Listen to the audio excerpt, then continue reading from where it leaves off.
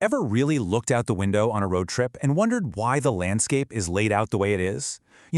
Why certain farms are right on the edge of a city, while others seem to be out in the middle of nowhere? Well, it turns out there's a fascinating answer, and it comes from an idea that's nearly 200 years old. Today we're diving into the von Thünen model, and you'll see how it explains a shocking amount about the world around us. So think about it. Is the placement of a dairy farm versus a huge wheat field just random? Or is there some kind of hidden logic, an economic blueprint that we just don't see? That's the exact puzzle that this model set out to solve. And the answer is surprisingly simple. All right, let's jump in a time machine and head back to 1826. We're in Germany, and there's this economist, Johann Heinrich von Thünen. Now, this is a world of horse-drawn carts, where every town has one central market. And von Thünen, he starts noticing this pattern in how the farms are all around the city. And he gets completely obsessed with figuring out the why. And what he realized was that this whole complex system, well, it actually boiled down to a constant battle between two really simple things. First, how much it costs to rent the land. And we all know land closer to the city is way more expensive. And second, how much it costs to haul your stuff to the market. Every single decision a farmer makes is just a balancing act between these two forces. So what was his solution to this economic puzzle? It was beautiful, really elegant. He imagined a perfectly logical world where agriculture organized itself into a series of neat, concentric rings around a city, with each ring being the most profitable spot for that specific type of farming. And here's what that looks like. Let's break it down. Ring number 1, right up against the city, that's for dairy and fresh veggies. Makes total sense, right? This stuff spoils fast, and without refrigeration, you need it to be super close to town. Okay, next up, ring 2, forests. Now today this seems weird, but back then, wood was everything. Fuel, building materials, and it is heavy. So you wanted it close by to keep transport costs down. Then, further out in ring 3, you get your grains and field crops, like wheat. These are way lighter and last a lot longer, so you can afford to grow them on cheaper land that's farther away. And finally, the last ring. This is the genius part. Ranching and livestock. Why? Because the animals transport themselves to market. How brilliant is that? So at its core, the model is just what every farmer has to do in their head. You look at your product. Is it heavy? Does it spoil? Then you figure out what it'll cost to get it to town. And then you find that sweet spot, the land where you can afford the rent and the shipping and still have the most money left over. It's all about maximizing profit. Now, obviously, the real world doesn't look like a perfect bullseye. Von Thünen knew that. So to really prove his point, he had to create a kind of theoretical laboratory. He imagined this simplified, perfect world he called the isolated state, where all the messy bits of reality were just stripped away. And check out the rules for this special place.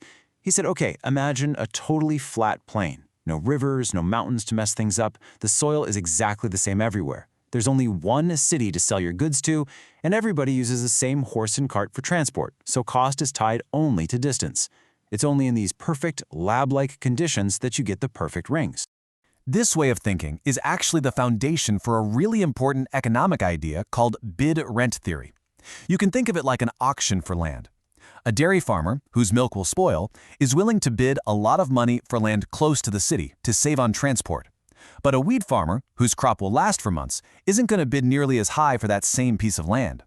So as you move away from the city center, the winning bids and the price of land just naturally drop. So if you forget everything else, just remember this. The whole model, all 4 rings, the whole shebang, it all comes down to this one simple trade-off. Do you pay more for land to save on shipping, or do you pay more for shipping to save on land? That's it. That's the secret. Okay, but von Thünen's world of 1826 is long, long gone. We live in a world of refrigerated trucks, global supply chains, and instant communication.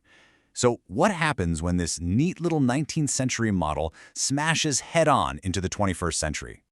I mean, the differences are just night and day. We've replaced the horse and cart with refrigerated trucks and giant container ships that can move fresh fruit across an ocean. Nobody's chopping down a forest next to a city for firewood anymore, and we don't have one single market. We have countless interconnected cities.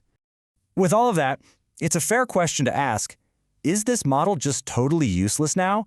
Has technology completely broken it? And the answer is so cool. The perfect, neat rings, yeah, those are shattered. Absolutely. But the core logic, that relentless trade-off between what land costs and what transport costs, that is more alive than ever. In fact, You can argue the model's principles are even more relevant today. You just have to zoom out.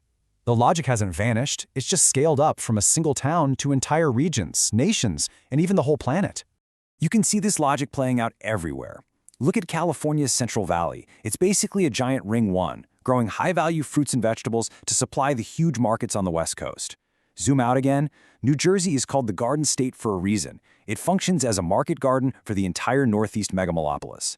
And on a global scale, countries far from major markets often focus on non-perishable grains for export because shipping something like fresh milk halfway around the world just doesn't make economic sense. It's the same trade-off every time. And if you want proof that the original rings can still exist, you have to look at Addis Ababa in Ethiopia. It's surrounded by this huge belt of eucalyptus forest, planted specifically for fuel and building materials. It's a perfect, real-world, modern-day example of von Thünen's second ring. It's just incredible. So what the von Thünen model really teaches us is that these powerful, often invisible economic forces are always at work, shaping the world we see. But it also leaves us with this huge question for the future. As our technology keeps getting better, making the cost of distance cheaper and cheaper, what's going to be the next big force that designs the landscape of our planet?